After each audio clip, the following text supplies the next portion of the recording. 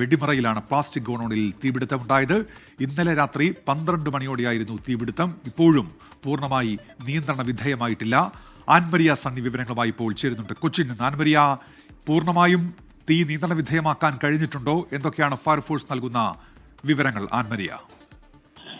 ഉന്മേഷ്, തീ ഒരു താൽക്കാലികമായി നിയന്ത്രണ വിധേയമാണെങ്കിൽ പോലും പൂർണ്ണമായിട്ടും തീ അണയ്ക്കാനായിട്ട് ഇതുവരെ സാധിച്ചിട്ടില്ല. ഈ ആലുവയിൽ നിന്നടക്കമുള്ള ഫയർഫോഴ്സ് യൂണിറ്റ് എത്തി തീ അണയ്ക്കാൻ വേണ്ടിയിട്ടുള്ള ശ്രമങ്ങളെല്ലാം തുടർന്നുകൊണ്ടിരിക്കുകയാണ്. ഫയർഫോഴ്സ് മാത്രമല്ല, പ്രദേശത്തുള്ള ജനങ്ങൾ, അതായത് അത്യാവശ്യം ആളുകളെല്ലാം താമസിക്കുന്ന ഒരു സ്ഥലം കൂടിയാണ് ഇത്. പ്ലാസ്റ്റിക് ഗോഡൌൺ ആണ്. ഈ സാധനങ്ങൾ കയറ്റിവിടുന്ന, പ്ലാസ്റ്റിക്കിൽ കയറ്റിവിടുന്ന ഒരു പ്ലാസ്റ്റിക് ഗോഡൌൺ കൂടിയാണ് ഇത്. അതുകൊണ്ട് തന്നെ ഈ തീ അണയ്ക്കാനായിട്ട് ശ്രമിച്ചിട്ടുണ്ടെങ്കിലും പിന്നെ ഈ പ്ലാസ്റ്റിക് ആയതുകൊണ്ട് തന്നെ ഉരുക്കി പിന്നെയും തീ ിരിക്കുകയാണെന്നാണ് ഫയർഫോഴ്സ് പറയുന്നത്. എന്തായാലും തീ ഇപ്പോൾ താൽക്കാലികമായ ഒരു നിയന്ത്രണ വിധേയമാണെങ്കിലും പൂർണ്ണമായിട്ടും അണയ്ക്കാനായിട്ട് സാധിച്ചിട്ടില്ല. എന്തുകൊണ്ടാണ് ഈ രീതിയിൽ ഒരു തീപിടുത്തം ഉണ്ടായത് എന്ന കാര്യം കൃത്യമായിട്ട് വ്യക്തതയില്ല. ഇതുവരെ ഒരു വ്യക്തത ഉണ്ടായിട്ടില്ല. ഈ തീപിടിക്കുന്ന ഒരു സമയത്ത് ഏകദേശം ഇന്നലെ അർദ്ധരാത്രി ഒരു 12 മണിക്ക് ശേഷമാണ് തീപിടുത്തം ഉണ്ടാകുന്നത്. ഈ തീ പിടിക്കുന്ന സമയത്ത് അവിടെ ജീവനക്കാരുണ്ടായിരുന്നു. പക്ഷേ ഈ ഒരു ഭാഗത്ത് നിന്ന് പുക ഉയരുന്നത് കണ്ട് ജീവനക്കാർ അവിടെ നിന്ന് ഇറങ്ങി ഓടിയത് കൊണ്ടാണ് വലിയൊരു ദുരന്തം ഉണ്ടാവാതിരുന്നത്.